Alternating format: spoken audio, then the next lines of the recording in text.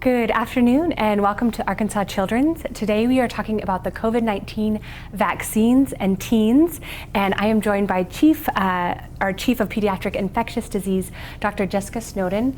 Welcome. She is the subject matter expert when it comes to this topic for sure. If you live in Arkansas, you know that earlier this week the governor opened the vaccine up to teenagers 16 and up. So this is exciting news for parents, for teenagers, for our youth population. And so, but we know you probably have questions and concerns, so we definitely want to address them today with Dr. Snowden. First of all, let's just start with a general question. Should every teen 16 and up get the vaccine? I would absolutely recommend getting every kid who has the ability to get vaccinated to go ahead and get vaccinated. There are a few people who can't, so if you've had an allergic reaction to a vaccine like this before, you should talk to your doctor before you go and get vaccinated. But for everybody else, we absolutely want you to be protected as soon as we can be. One of the nice things about this is that we know the vaccine is just as effective in 16-year-olds as it was in adults. And that's important because we know that 16-year-olds can also spread infection like adults could. So we want to make sure we get them protected to keep everybody safe. And they work in our grocery stores and in our restaurants and in all the places where we go and interact with each other every day. So the more we can protect them while they're helping us, the better. Excellent. And it's true. They are in the grocery stores. School is getting out for summer, but we'll be heading back into school. So the timing seems really good timing for this vaccine. So we definitely encourage it. But let's talk about why it is important for kids 16 to 21 to get the vaccine. One of the things that has been interesting about COVID, as opposed to lots of other viruses like the flu and RSV, we see kids get more severely affected than adults. And COVID has been different than that in a lot of ways. But the important thing about that is that it's little kids who are differently affected by COVID. Teenagers can get sick just like adults can and can spread infection just like adults can. A 16-year-old looks a lot more like a 30-year-old than it does a 10-year-old. So we want to make sure that we protect our teenagers because they really are at risk of getting more severe disease than younger children are. So that's the biggest reason we want to make sure we're protecting this group of people, in addition to the fact that they are going out socially and interacting with other people. They have more likelihood to spread. They have more likelihood to get infected. The other piece to think about is that what we focused on a lot during the COVID pandemic, all of us here in the hospital and all of us in the news, are the immediate effects of COVID. The number of people who've been admitted to the hospital with respiratory failure and not able to breathe, the number of people who have died. The thing that we don't know, that's the tip of the iceberg. What we're finding out now, like many, many other viruses, there are long-term effects from this that we're just beginning to understand. And we definitely want to make sure that we mitigate any of those. Right? So one of the things that we have seen with those long-term effects is that even people who didn't have symptoms when they were initially infected can have these long-term effects of fatigue and headache and confusion and brain fog, that kind of off feeling you get after you have a virus like mono and other things where it takes a long time to get back to normal. Mm-hmm. We're seeing the same thing with a lot of people who get COVID. And that's whether you were symptomatic or not. So I definitely want to make sure that we protect teenagers not just from the immediate effect of COVID, but also these long-term effects. Excellent. Of course, we're talking about the 16 to 21 age group, but Pfizer also came out and said that the vaccine is safe and strongly protective in kids as young as 12. Yes. So what are your thoughts about that? We were all incredibly excited to see that data. We had heard that in the scientific community and in the infectious disease community. We had heard it was going really well. The important thing with the 12-year-old to 16-year-old data to know is that it was the same protocol that we used for the adult study, the same data, the same study that the FDA has already reviewed in terms of getting the 2 doses and in terms of the things that we looked at to make sure the vaccine worked. So looking to make sure you get lots of antibodies that protect you. Antibodies are the things that our immune system makes that helps us remember we've seen something before, right? Mm-hmm. So instead of having to learn from the beginning all over again, it says, oh wait, I already know what this is, I'm gonna stop this infection right here, right?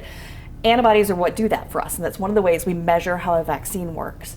The other thing that we measure is how likely are you to actually get sick. And amazingly, in the 12 to 16-year-old data from Pfizer, now again, this hasn't been reviewed by the FDA yet, but what they're reporting is that no kids who got the Pfizer vaccine in the 12 to 16-year-old age group got symptomatic COVID.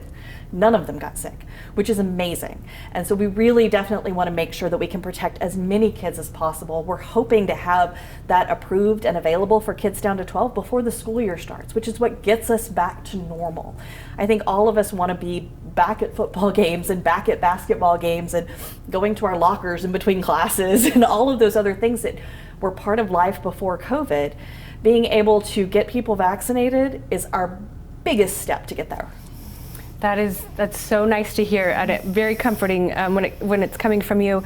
I know some parents might be concerned about the long and short-term effects of the COVID-19 vaccine. So what should we be concerned about? Sure. So it's really important to know that, like I said, it's the same protocol that we used to study the adults, and we're following adults now out to 8 months without seeing any long-term effects of the vaccine.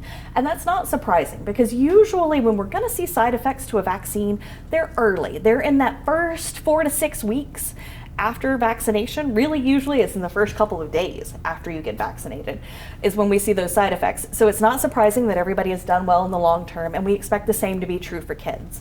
What we're seeing so far in kids who are 16 and up, and even in the 12-year-old data that they've talked about, is that they have the same kind of side effects adults do.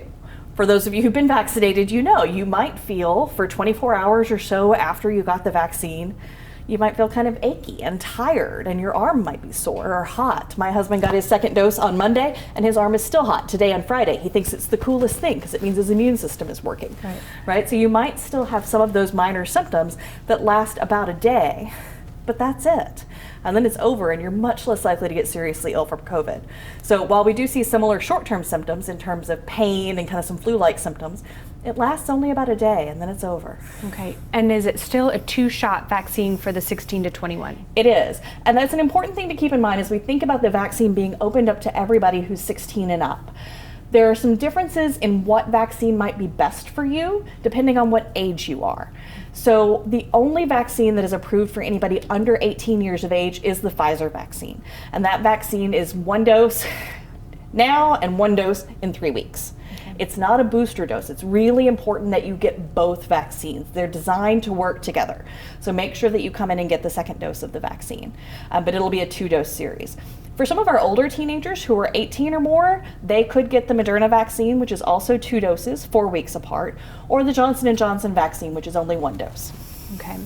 And I know something that helped adults mostly were hearing about the trials and knowing that this vaccine had gone through the trial process. Mm-hmm. Is it the same thing in this? It is the same. Yeah, it's absolutely the same. The 16 and up data actually was reviewed by the FDA at the same time the adult data was.